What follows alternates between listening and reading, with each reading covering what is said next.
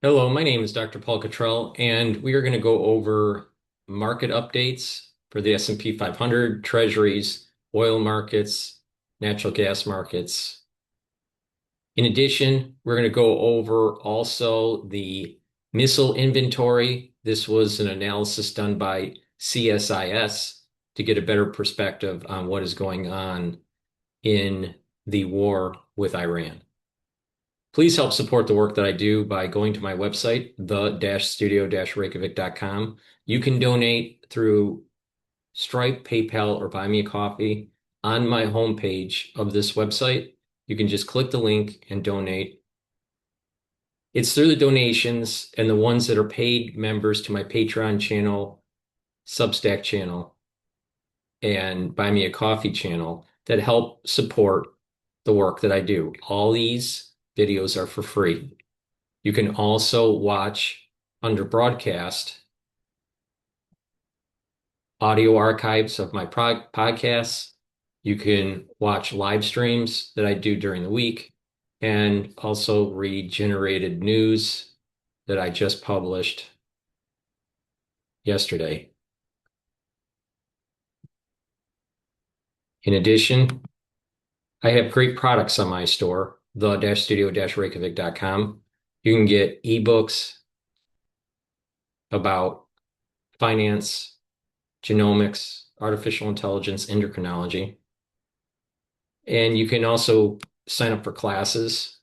I have PDFs and videos that you can watch that will actually teach you how the body works, especially in the systems of pulmonology and immunology. In addition, I have great supplements. I have structural nanosilver products like toothpaste.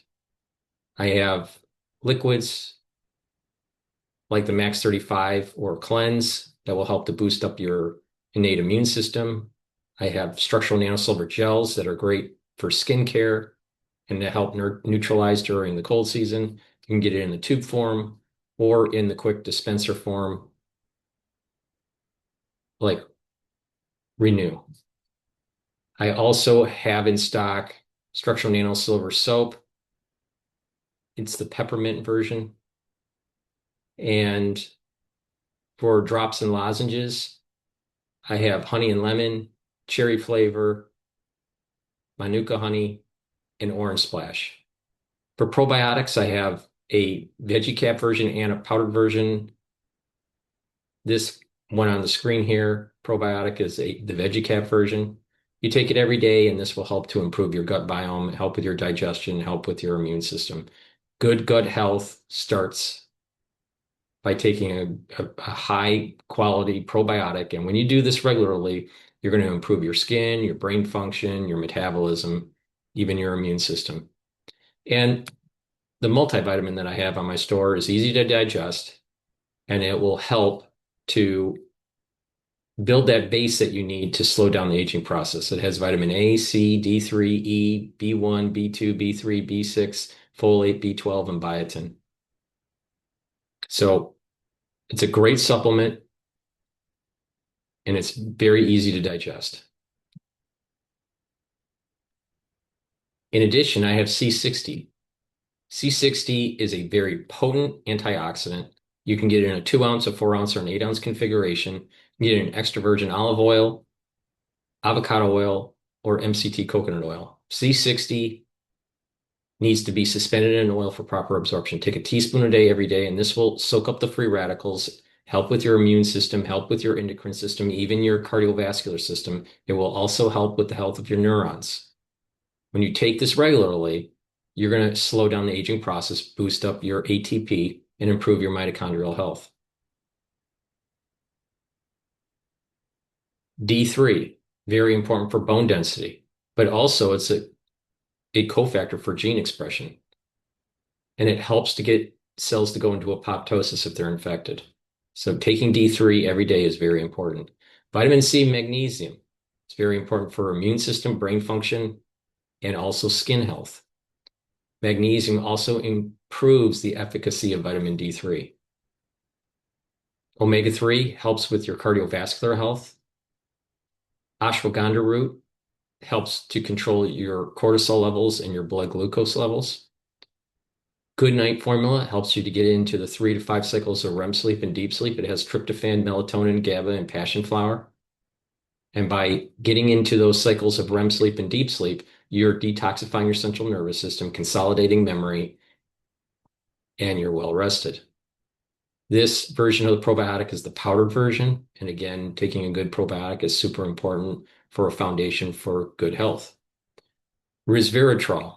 Resveratrol will help with youthful gene expression, get rid of cells that are in senescence, soak up free radicals, and boost up the health of your mitochondria. This stacks really well with C60. Vitamin B complex. The first 4 B vitamins helps with the electron transport chain within your mitochondria to boost up your ATP. Vitamin B complex revs up your cellular metabolism, and vitamin B complex helps to protect your neurons through B12. Turmeric brings down inflammation and soaks up free radicals. This will help to boost up that immune system, slow down the aging process, help with your cardiovascular system. And by bringing down inflammation and soaking up free radicals at the brain level, you're reducing the chances of amyloidosis. Magnesium and zinc. Magnesium and zinc is super important for the immune system and also brain function. Lignans stacks really well with the turmeric and the ashwagandha.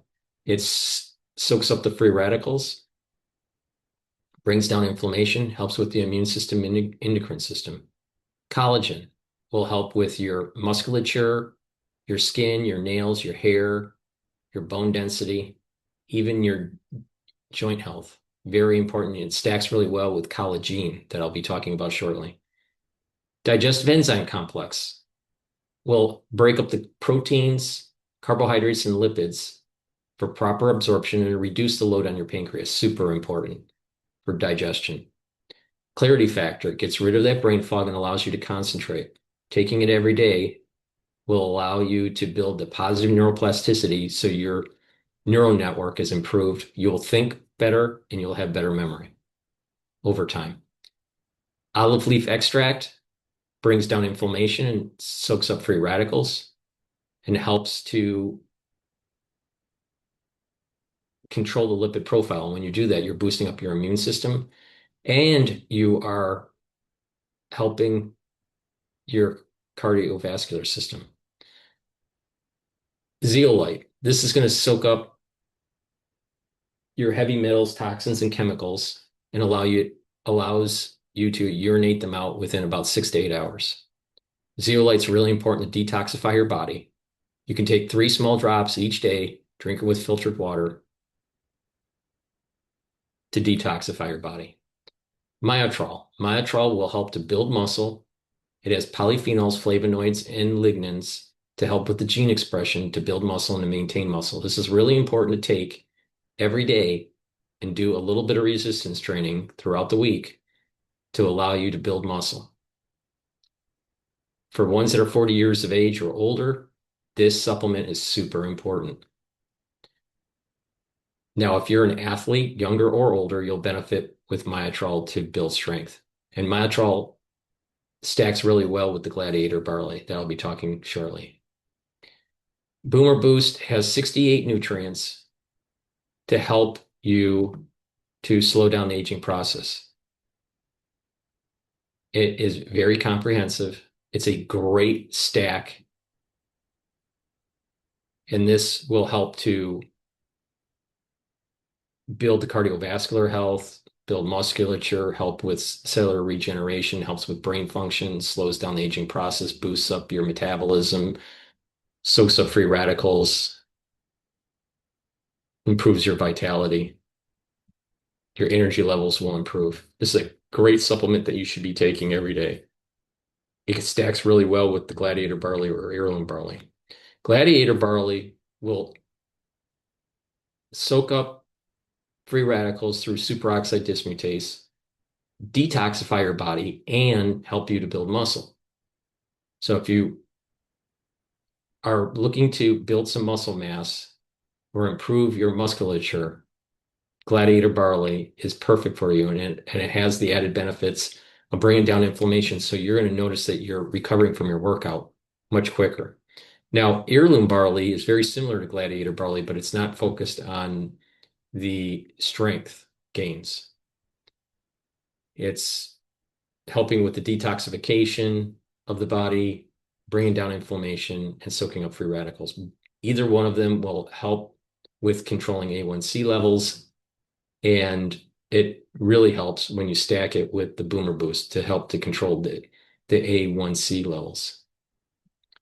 Now, you don't have, if it's really important as part of an anti-aging protocol to do resistance training. You don't have to be a bodybuilder, but taking supplements like Gladiator Barley and Myotrol and the Boomer Boost will help you gain musculature, which is important because when you get older, you start to atrophy. Now, collagen can be stacked with the collagen. This collagen you take every day to help to improve your joints if they're either arthritic or if you've had a sports injury. And how it works is that it helps to use the collagen 2 to remodel the actual cartilage, and ACAN to help the cushioning. It also helps to use the glucosamine to remodel the cartilage and chondroitin to help with the cushioning. In addition, it blocks the enzymes that erode the joint. It blocks MMP3 and MMP13. It also helps to block the pain gatekeeper via NAV 1.7. And it also reduces inflammation by blocking EP4. So it's a great supplement to take. It stacks really well with the collagen to help to remodel the joint.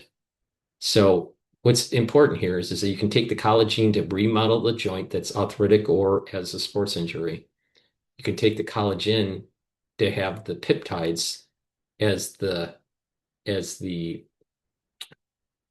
building material to help build up the joint.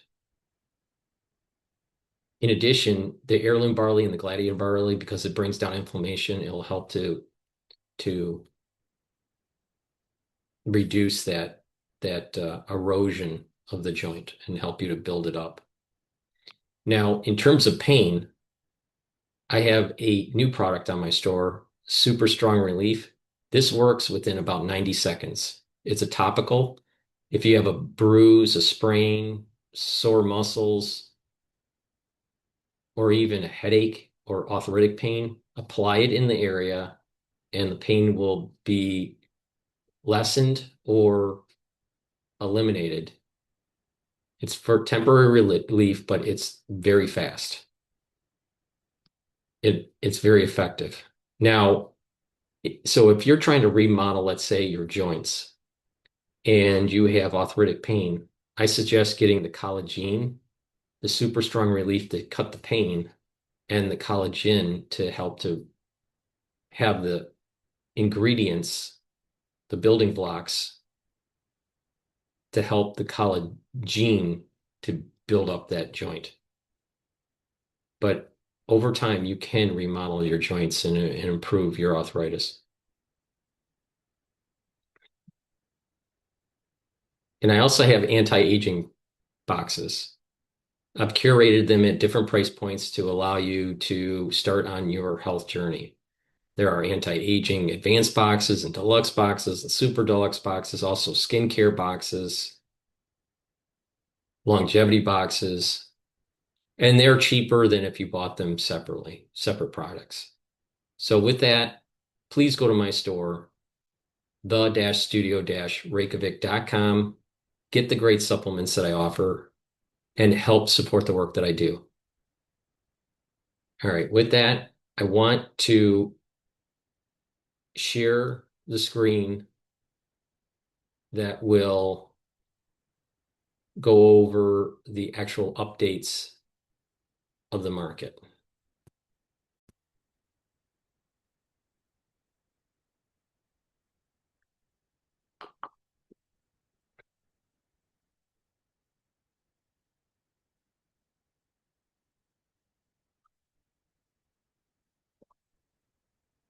All right. Now the chart that's on the screen here is the ETF SPY, which is an ETF that trades the actual S&P 500.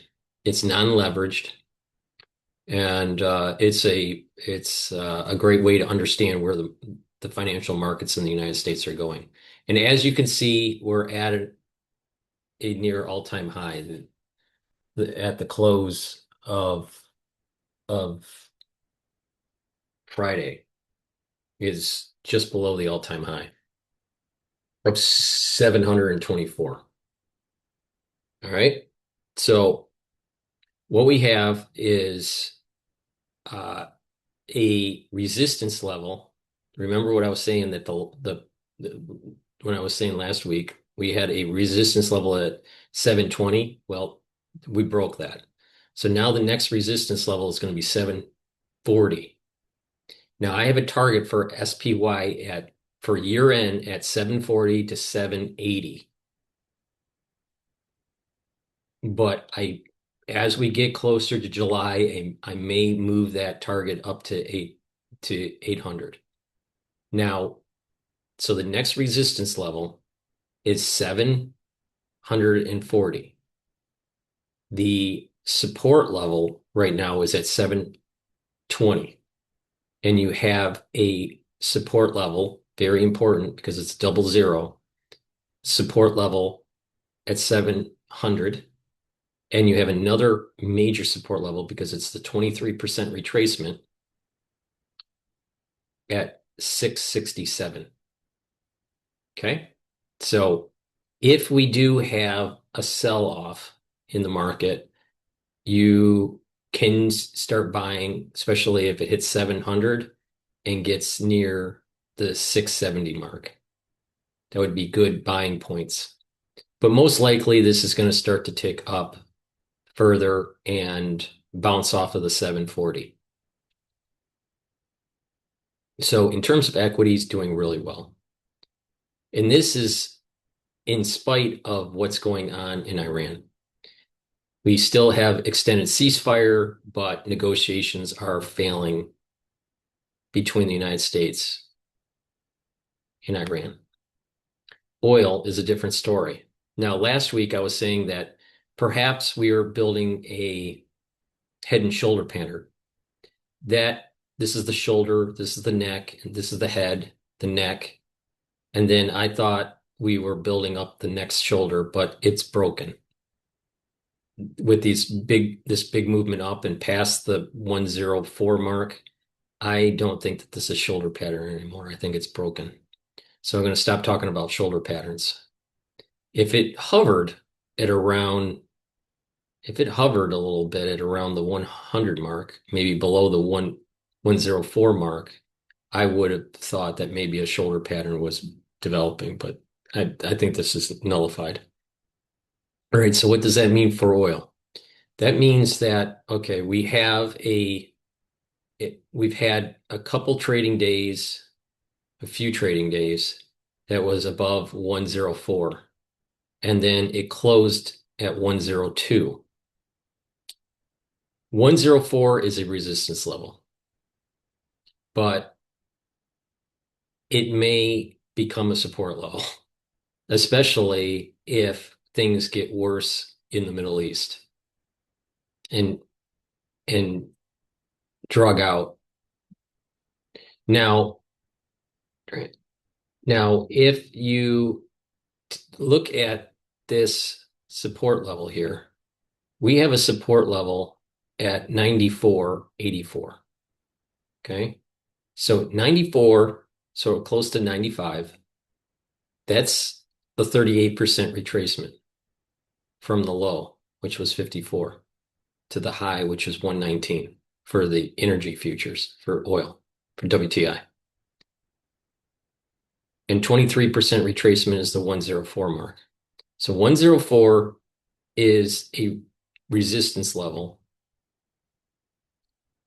but it could break pretty easily next week. I'm recording this on 5/3/2026. Now, if this pattern kind of continues. All right. And this 104 is maintained as a resistance level. Then we're probably going to have a trading range here between 94.84 to 104. Okay. It's going to bounce around, bounce around, bounce around. But if we're starting to hear problems in terms of further supply disruption from the Middle East, then we're going to start seeing this creep back up above the 104 mark. And then you're probably going to have anywhere from 104 to 110, maybe even 112 trading range for a little while. But I think there's a higher probability that it tries to stay in the trading range of 94.84 to 104. But it can break and then pop back down to 104. You can notice that it didn't stay above 104 for very long back during the head of this head and shoulder pattern that I thought was developing. And we're only talking 1, 2, 3, 4 days or so. So I think that there's going to be a trading range between 94.84 to 104 for a little while, probably closer to the high 90s and the low 100s. So maybe 80, maybe 90, maybe 97 to 102, something like that. So it's not coming down anytime soon, is my main point. Now, this chart goes over natural gas. And this line here is shorting natural gas through the use of cold as the ETF. It's a 3 times leveraged ETF. And the candles are the actual future of natural gas. So if we zoom in here, okay, and by the way, the price for the ETF is on the left, the price for the actual futures for natural gas is on the right. So we closed at, for natural gas, at 2.789. And we have here a resistance level at 2.5, approximately 2.495 actually. And we're going to have a resistance level at around 2.8, 2.9, just below the 3 mark. Now, the last 4 or 5 days have been creeping up for trading. And you can see that with these last 3 days, the ETF cold has been going down. So for ETF cold, it closed at 25.59. All right. So we're looking at approximately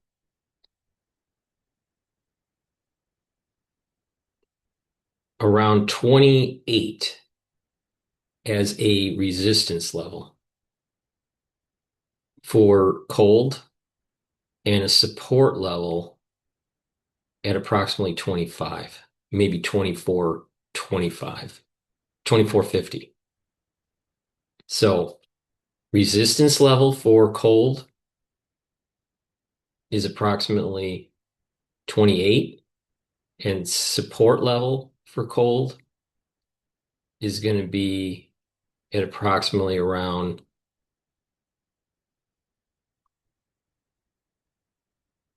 25.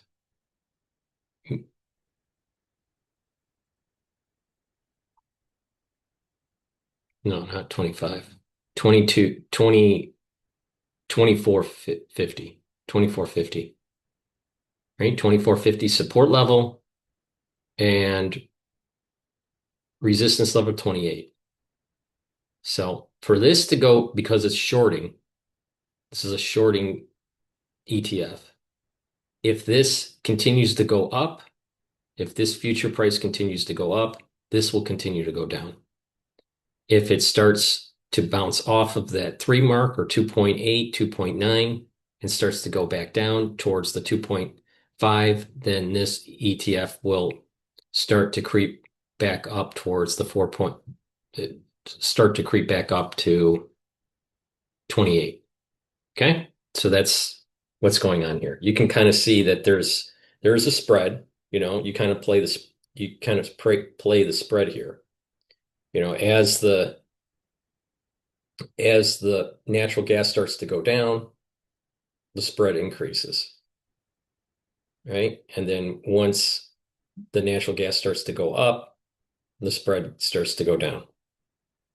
And so when it looks like natural gas is peaking, that's the best time to buy. That's the key here, right? So natural gas, because it's going into now, it also has a lot of seasonality for natural gas. So with natural gas going into the summer season, there's a higher probability for it to be closer to 2.5, maybe 2.4 than 3. So this is part of the reason why there's probably more movement in terms of the spread to continue up.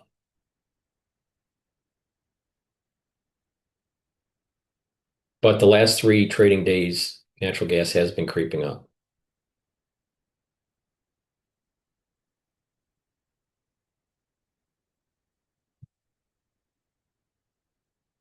Now, part of that reason is storage of natural gas was less than expected, but not that far from annual trends at the same time of the year. So I still think that natural gas is going to trade down a little bit. TYD is an ETF that trades the belly of the bond or the treasury market, which is the 7 to 10 year. It's a 3 times leverage ETF. So if you see the candles going up, that means bond prices are going up and bond yields are going down. So as of this recording, again, I'm recording this on 5/3/2026. The 10-year yield is trading at 4.378. Okay. There's no chance, doesn't seem like there is a chance for the Federal Reserve to lower rates anytime soon. And the ECB is staying steady in terms of its rates because they're all worried of the possible inflation of oil, elevated oil, and how PCE may increase. So they're concerned about energy shock to other costs within the economy. It is a mistake if the Federal Reserve raised rates in a oil shock environment, either because of supply shock or let me just stick to the supply shock. If there's a supply shock and to the negative, a negative supply shock, it is bad monetary policy to actually raise rates. It actually exacerbate the problem. So they'll either stay steady, which is the higher probability, or lower rates. But it looks like all the central banks are going to stay steady here and not lower rates. So that means that the 10-year is not the 10-year yield is not going to go down, and the price of the 10-year isn't going to go up. So that means that it's going to kind of stay in a range here. So you can see what's been going on in the last week of trading. Actually, the price of the 10-year has been going down. This is directly related, I think, to 2 dynamics. One, not a resolution in the Middle East, but also there's a lot of money flowing into the equity market. So typically in good times, in times of equilibrium in the market, as the equity market starts to go up, the bond prices start to go down. That's the typical thing that happens. And when that happens, the yields go up. But when the stock market goes down, then the actual price of bonds go up because people are moving into a safer haven into bonds.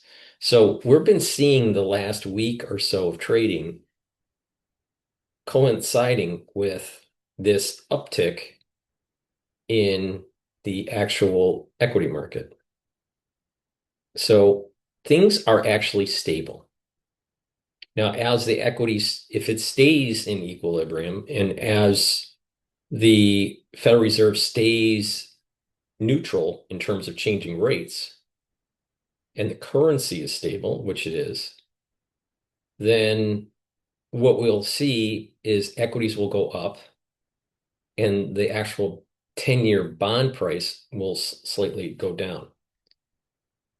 Now it's hovering at, I've been saying that 24.24 was a support level, and you can see that. I've been saying that for quite a while when the trading was down here, or over here near the 25 mark. But 24.24 is a support level. It closed yesterday at 24.26. All right. And a resistance level at 24.83. So when the stock market starts to sell off a little bit from the rally, we should see the equity market actually, or I'm sorry, the bond market for the belly of the curve actually move up, and this ETF that price will get closer to the 24.83 mark.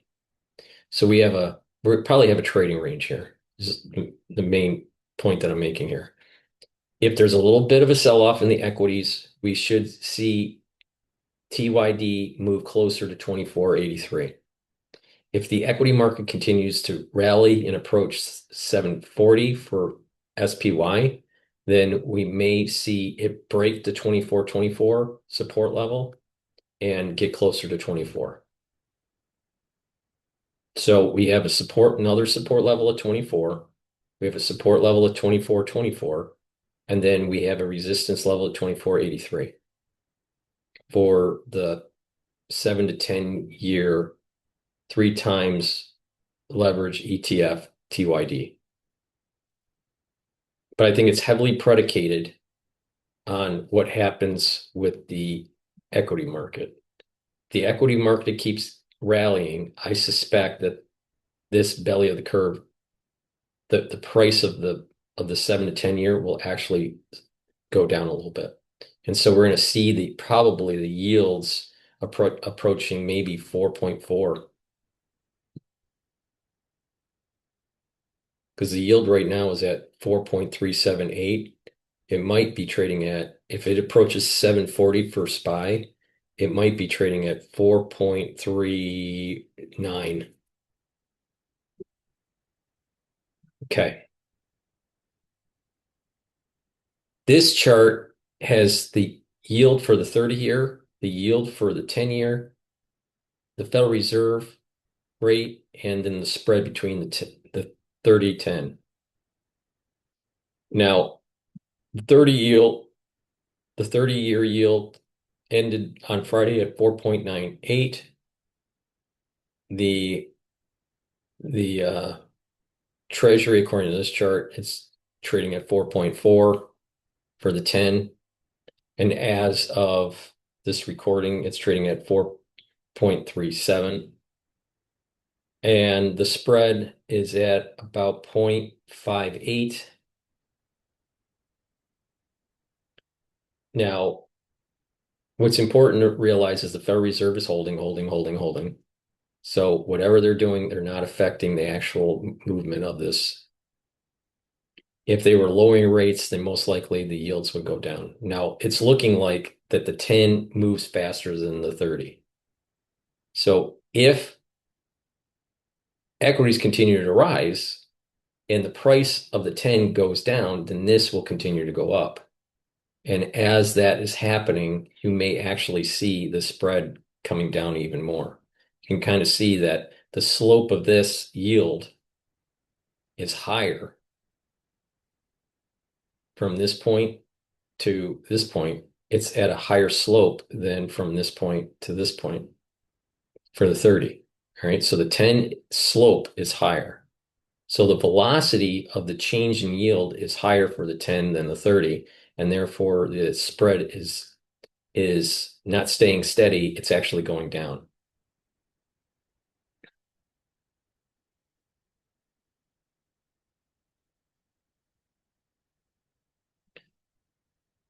So that basically means that if this continues to trend, we should see TYD actually trend a little bit more down, closer to the 24 mark, and equities climbing up, and the opposite if equities go down. Okay. Now, VIX is the volatility index for the S&P 500. Now, remember, the S&P 500 through the ETF SPY has been climbing up and up and up, right? So the next really important resistance level is 740 for SPY. Now, VIX is trading just below 17 at 1699, and it's been steadily going down since, since the beginning of April. So it's important to realize that there's higher probability that the equity market is continuing to rally. Now, if there's some crazy stuff that happens in the Middle East between now and Trump's visit to China, which starts on the 14th, I believe, 14th and 15th, he'll be in China. Then if there's some crazy thing that happens in the Middle East in terms of kinetic warfare, then the VIX will spike, treasuries probably will rally, and the equity market will start to go down. But I have a feeling that Trump won't want to do kinetic means until after he comes back from China. So I suspect for the next week and a half or so, we're actually going to have a stock market rally. So there's no indication of like another spike, to happen anytime soon. Now, normally, if you have from a peak, it starts to sell off, like right here, you can kind of see it starts the VIX starts to sell down because the VIX stress is starting to go down, right? It lasts for, let's just say here, we have it at approximately April, right? It peaks and it comes down, and yeah, there's little spikes in here, but then there's another spike. So this spike to this spike. This spike here is mid-May, right?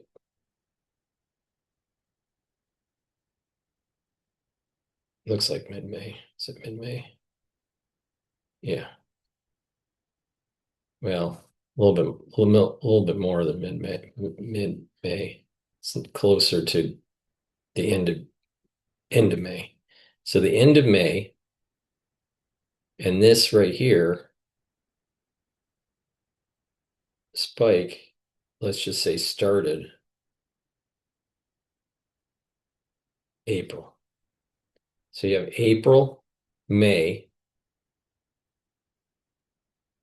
so 2 months from this point to this point, approximately, before you had a spike. So the rule is usually around 2 to 2.5 months. So we shouldn't see another spike, assuming this is the starting point. This is happening on 3/20. Okay. So 4/20, 5/20.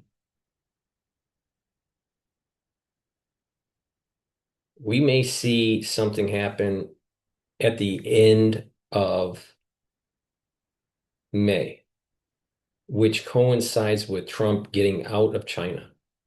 So I suspect that there should be a spike here above 20, maybe closer to 20, 23, 24, maybe even 25. But a spike should happen at the end of May. So the rule is roughly 2 to 2.5 months. But you can have spikes, smaller spikes happening a month apart. But big ones is usually around 2 to 2.5 months. So that heteroscedastic aspect to this curve, I think there should be another spike popping up at the end of May. Okay. With that, I want to go over a video that explains some of the problems that are taking place with the munitions that have been used up during the war in Iran.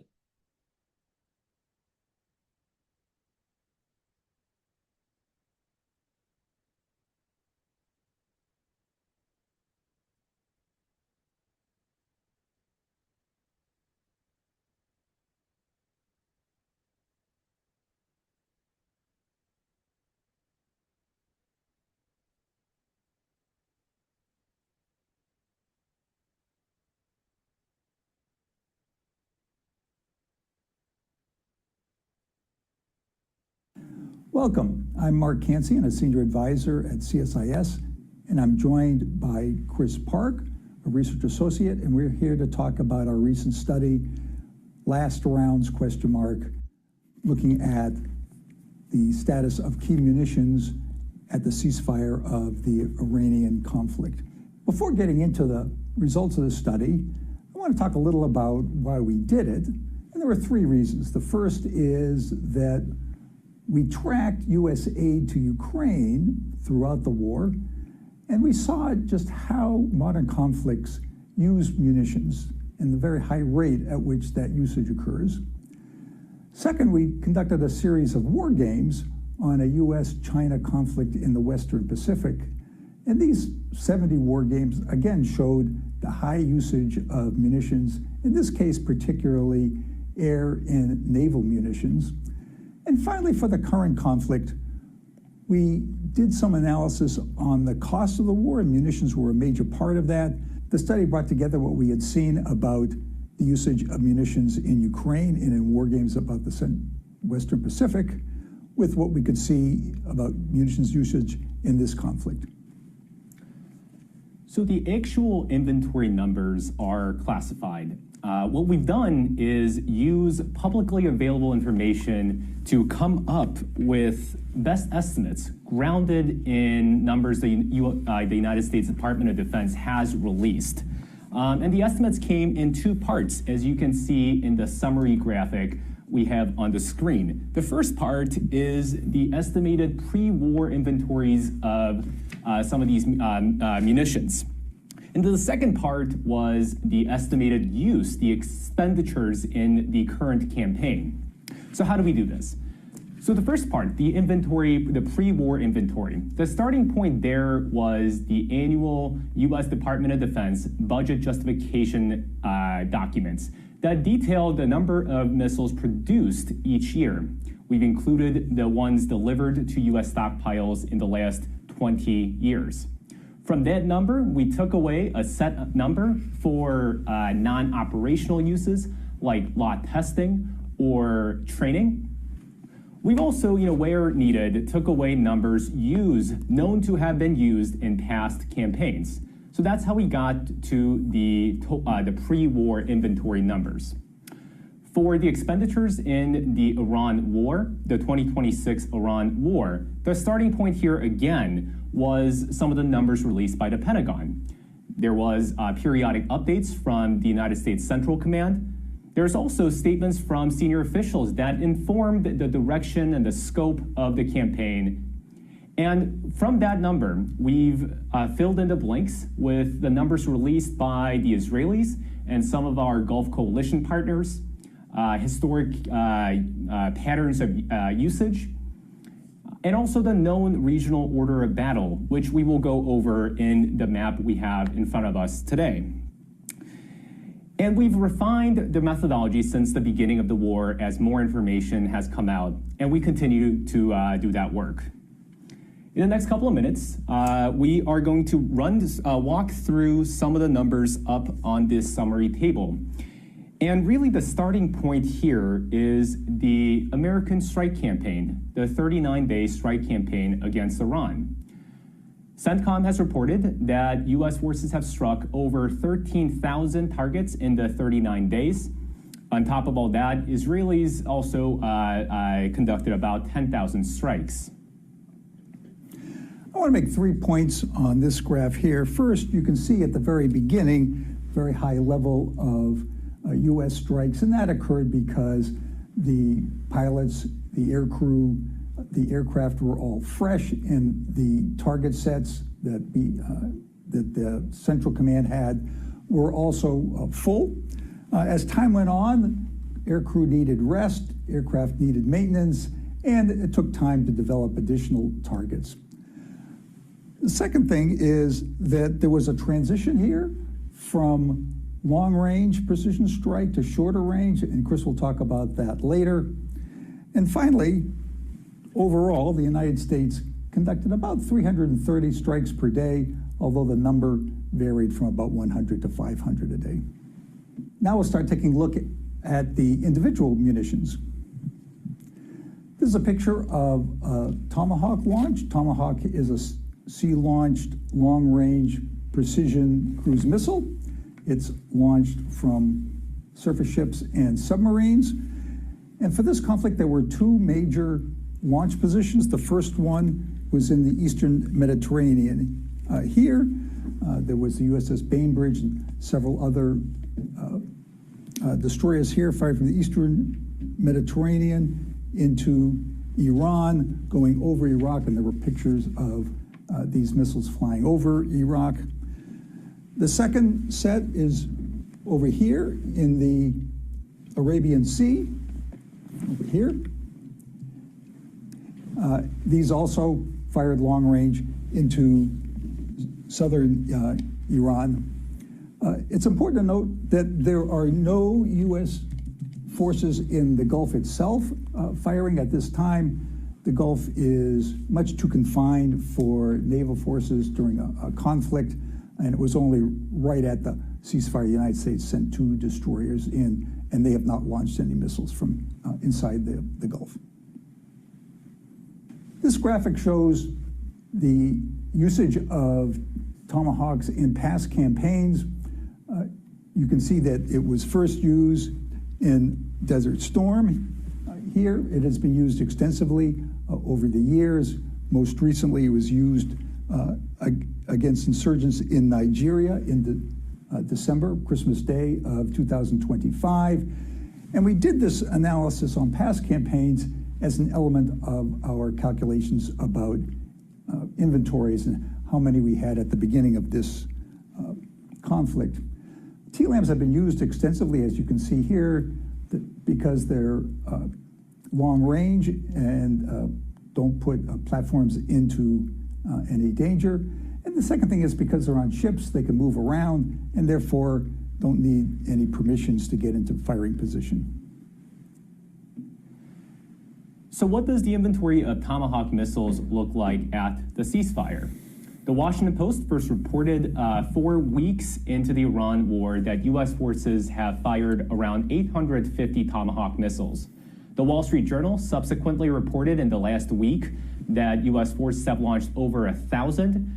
We estimated that there were about, the Tomahawk inventory stood at about low 3,000s before this war. So it's conceivable that U.S. forces have expended around a third of the pre-war inventory in this 39 days of the bombing campaign. Another important point to note is that there is a separate question for in-theater Tomahawk inventories. Navy ships that fire these missiles can't reload at sea. The Navy is working on this capability, but the ships cannot yet reload these missiles at sea. It's how many Tomahawks each destroyer is loaded with is classified, but public writing suggests that it's anywhere between 10 to 50% of the vertical launch system cells that these ships are sailing with. It's conceivable that after firing 1,000 Tomahawk missiles, Navy assets in the region have nearly expended all the in-theater Tomahawk inventories, and that is counting, assuming that 2 guided missile submarines are also in theater alongside all the destroyers. But as recently reported, the George Bush Carrier Strike Group is now in theater. And with it, it brings the destroyers that have now fully loaded when they left their home port with missiles, including Tomahawk missiles and some of the other ship-launched missiles. This is a good time to talk about the Strait of Hormuz and the blockade. As you can see from the map here, we have the tankers represented in the Gulf. Some of them, of course, are deep in the Gulf, but some of them are right outside the strait. The Iranians, of course, have laid mines, reported to be under 100. And then out in the Arabian Sea, we have the U.S. forces that are conducting the blockade, boarding ships as they come by. The U.S. has boarded several, fired on one, and boarded several others in the Indian Ocean. Next, we'll look at JASSM. JASSM is an air-launched, stealthy, long-range cruise missile, complements the Tomahawk. We've seen JASSMs launched from B-52s. Those are stationed in the UK. We've seen them launched from several other platforms in the Gulf region. We've also seen other bombers, B-2s, being used. They don't launch JASSMs. They have dropped bunker busters. And also, we've seen some B-1s operating from the United States.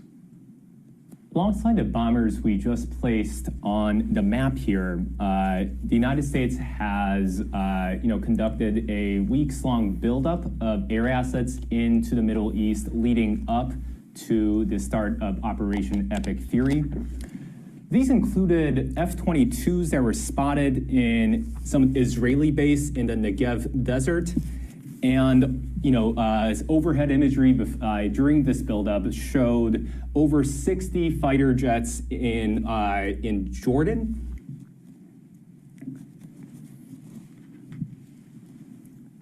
It's unclear, it's hard to have a high fidelity estimate of where exactly these planes have been operating from during the campaign. At least that is what the status of the air buildup during the weeks leading up to the start of this campaign. The buildup, of course, included support aircraft like tankers and some of the advanced warning aircraft, including the E-3 Sentry plane that was hit in a drone attack on the Prince Sultan Air Base in Saudi Arabia. Planes, carrier-based aviation, planes launching from aircraft carriers are also conducting strike. These include the Gerald R. Ford that began this campaign in the Eastern Mediterranean. And of course, the second carrier that was out in the Arabian Gulf. So how does the JASSM inventory situation look like at the ceasefire? The New York Times reported recently that 1,100 JASSM-ER, this is the extended range variant of the JASSM, have been used in this campaign with around 1,500 left in U.S. stockpiles. The larger inventory numbers in the CSIS estimates compared to the New York Times reporting stems from two accounts. Number one, we include the sizable Air Force procurement of the baseline JASSM. This is the non-extended range JASSMs that were procured in large quantities in the 2000s and the early 2010s. And number two, that the first operational use of the JASSM missile was in 2018, when President Trump ordered strikes against Assad regime's chemical weapons plants. The next munition is the precision strike missile. This is launched from Army artillery vehicles, either the MLRS tracked vehicle or the HIMARS wheeled vehicle. This is a new system used first in this conflict. It has the distinction of destroying an Iranian submarine. So there's some irony that the only adversary submarine sunk since World War II was done by the Army. These were probably fired from Kuwait because the U.S. has several bases there and also has vehicle storage there, so likely came out of Kuwait. Given that PRISMs are relatively new systems to the U.S. forces, we estimate that the inventory is in the double digits, in the high double digits. So the number expended will take up a significant chunk of the existing pre-war stockpiles, but that's partly because it is a new system without the sufficient time as some of the other munitions to accumulate sufficient inventories. To note, the predecessor to the PRISM, the ATACMS missile, which the United States has supplied some quantities to Ukraine, there are sizable inventories of those missiles remaining in U.S. stockpiles. Next munition is Lucas. This is a low-cost drone that can be fired in large numbers.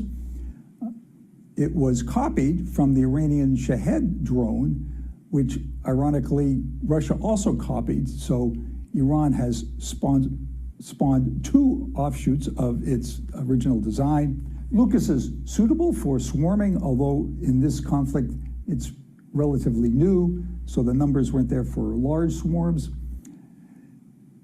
There are several other munitions that are in the process of development, long-range JDAM, for example, and ERAM.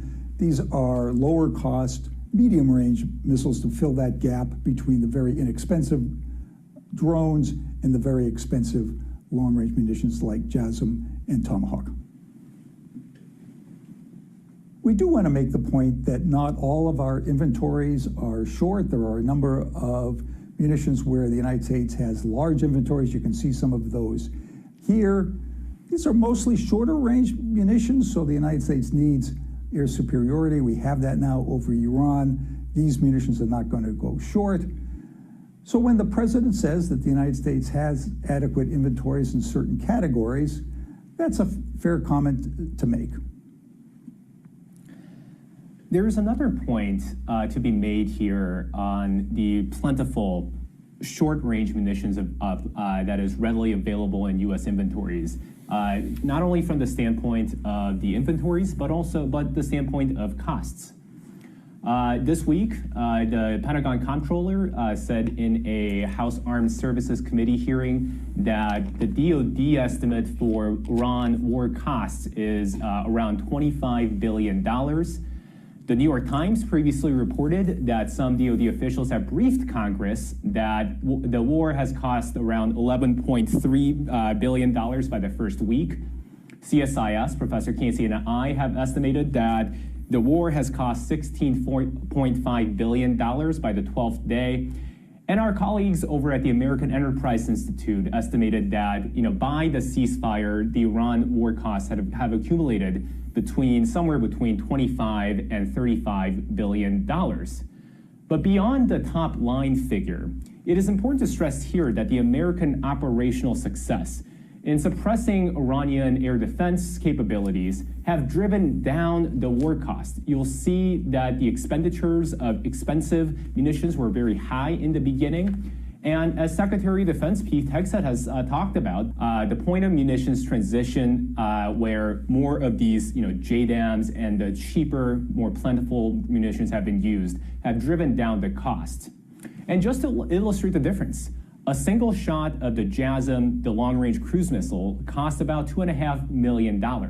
Compared to that, a dumb bomb kitted or fitted with the Joint Direct Attack Munition, the guidance kit, cost less than $100,000. Both can precisely deliver a 1,000-pound payload accurately against Iranian targets. Next, we're going to look at the Iranian side, their launches of missiles and drones. You can see that those started at a very high rate, then tapered off. The interception rate has been pretty good by the United States and our Gulf allies. That has been between 80 and 90%. Still, some get through and have caused damage to U.S. bases. The United States has had an active counter-UAS development program for the last decade, but that started slow, picked up speed with Ukraine, didn't have the numbers that the United States wanted for this conflict. We've seen some damage to U.S. bases. You can see where those are here, particularly in Kuwait, where the United States has several bases. That's where there were fatalities at the beginning of the conflict when one of the missiles hit a barracks. And other bases in the area have also been struck by Iranian missiles. It's important to have some perspective here, though. Every day of the war, the United States and Israel together were launching in the vicinity of 600 strikes against Iran. In response, Iran was able to get maybe 20 missiles through.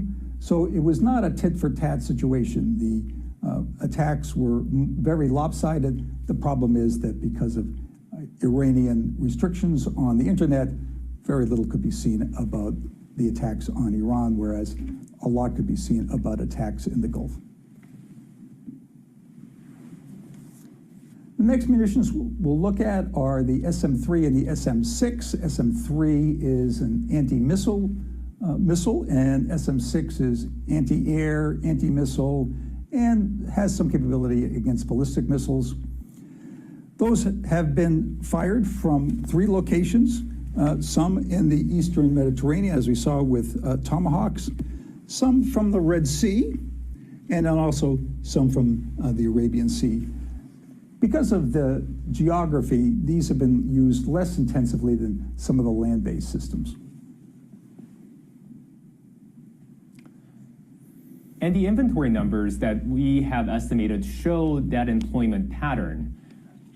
We have included the low and high estimates for expenditures during the 2026 Iran war, just to take account of the various assumptions that go into making these calculations. CNN reporting, based on some of the estimates that CSIS has put out, say around 20% of SM-3 and SM-6 inventories have been depleted or have been used in this campaign, which is towards the lower end of the CSIS estimates in this report. And again, that is likely the result of location with ground-based interceptors being much closer or much proximate or just in the right spots to intercept some of these Iranian launches. Nevertheless, a significant amount of these Standard missiles have been expended during this war, but also some of the past campaigns since the October 7 attack on Israel that have launched this wider Middle East war.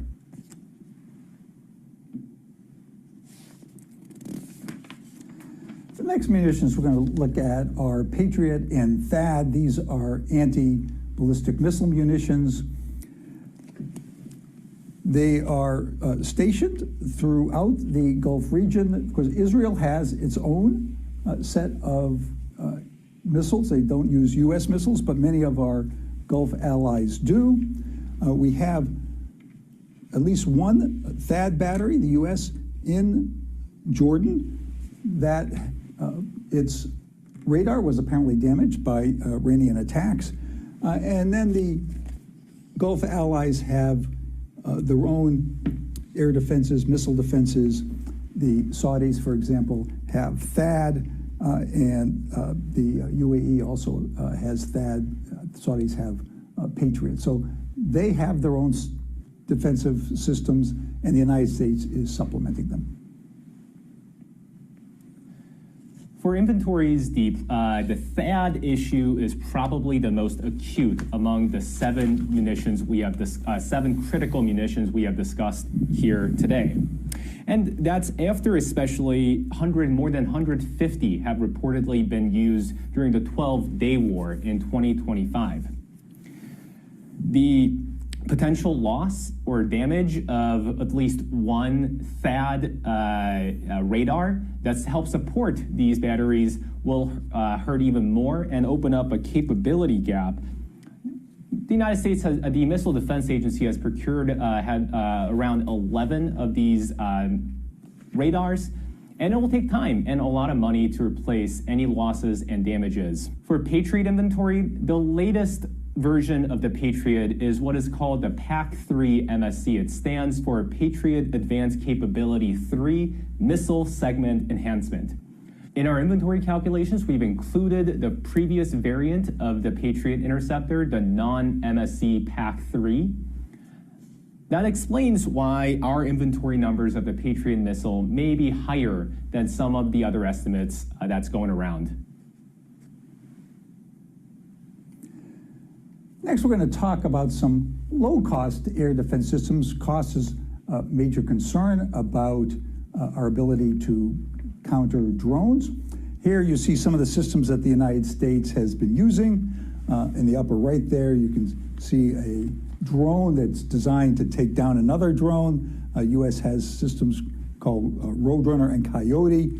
Here you see what's essentially an automatic cannon. This is called CSIS, Close Range Weapon System, for taking out drones at close range. And here you see a rocket. It's called APKWS. It's an inexpensive guided rocket, again, for taking out drones. The United States, however, started late and didn't have enough of these systems. So that brings us to our next discussion. These are what we call alternative air defense munitions. These are air-to-air munitions that are normally used against other aircraft. They've been used against drones in this conflict. The United States has very large inventories of these. They're on the expensive side, though. The AIM-9 costs about $500,000 each, and the AIM-120s, AMRAAMs, cost about $1 million. The United States used these along with our Gulf allies when we've had to. Long term, we're looking to use more of the less expensive interceptors. The last point we'll discuss today in our presentation is on delivery timelines. How long will it take for the United States to replenish our inventories? We estimate that depending on the system and how heavily it has been used in the 2026 Iran war, it'll take anywhere between 1 year to 4 years, with some other estimates putting the timeline at more than 6 years. So I'll start by breaking down Table 2 in the last round's report. Column 2 puts the lead time between when Congress appropriates the funds and the Department of Defense signs contracts, awards the contract to the defense contractor that is building the missiles. It also includes the time between contract award and the delivery of the very first missile in a given fiscal year's procurement. This is what we call the manufacturing lead time. The third column lists the production time for the full lot. This is the time between the first delivery of a given missile and the final delivery in a given fiscal year's procurement. That's how we got to the total delivery time in months in the final column, and that's the number you see in the summary graphic about the timeline for deliveries for these 7 critical munitions. Because the demand has outstripped supply, even though the supply is going up as the United States expands its industrial base, that means there's going to be competition for these missiles as they are produced. strategists in the United States who focus on the Pacific want to keep these missiles for our own. Other allies will want some for themselves. The Gulf states, for example, want to replenish their inventories, which are greatly depleted. There are 18 countries that use Patriot, and this is going to be a particularly difficult trade-off. Switzerland, for example, wants to buy some Patriots, but have been told that they may be pushed to the end of the line, and they are very angry about that. We also have a situation with Tomahawk. Japanese want to buy 400 as part of their effort to be more assertive against China. But if those aren't available, then their policy will be in some danger. The result is that there's what you might call a window of vulnerability in the Western Pacific as the United States builds up its inventories, replenishes what was expended, and then builds those inventories up to where we want them to be for a potential conflict in the Western Pacific. Thank you for joining us today. The full report is on the CSIS website.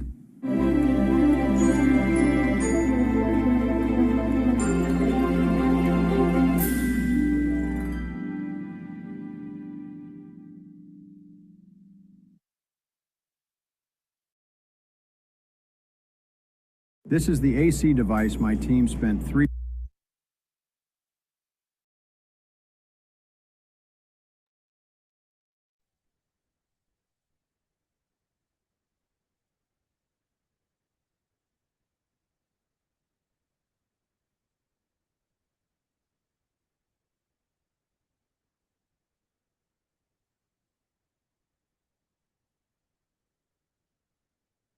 Well, that's a good overview of what is happening in the Middle East in terms of munitions, in terms of what we used during the last 60 days or so, and the replacement rates, which is shocking. I mean, if you really think about to replace what we've used will take years. And this is another point that people need to realize, that our manufacturing base in the United States, even though it is large, has been eroded because of globalization. And to have war prowess, to have the ability to ramp up production in Navy vessels and in munitions is super important. And globalization has actually literally weakened the country in terms of our economic prowess. So this, I think, is a rude awakening for these individuals out there that are America First pacifists that need to realize that we need to bring back our manufacturing and also have a better war footing, especially if we want to counter China in their expansionism on the first and second island chains in the Pacific. So these munitions that we're using in the theater in the Middle East are going to take years to replace. Years. So super, super scary. Super scary. So thank you for listening. Please help support the work that I do by subscribing to all my channels. I have YouTube, Brighteon, Bitchute, and Rumble. Make sure you click the like button and watch the different videos that I create throughout the week to learn about how to improve your health, but also how to navigate through the financial markets and what's really going on with all the tumultuous news that arises domestically and internationally. All these videos I do are for free, so please help support the work that I do by donating on my website. You can donate through Stripe, PayPal, or buy me a coffee. Share the links. All the links to my different channels are in the description of this video and all my videos. And also get the great supplements that I have on my store. Again, if you stack them appropriately, you're going to be able to slow down the aging process. These are supplements that I use every day. So please go to my store, the-studio-reykjavik.com. Thank you for listening. and have a nice day.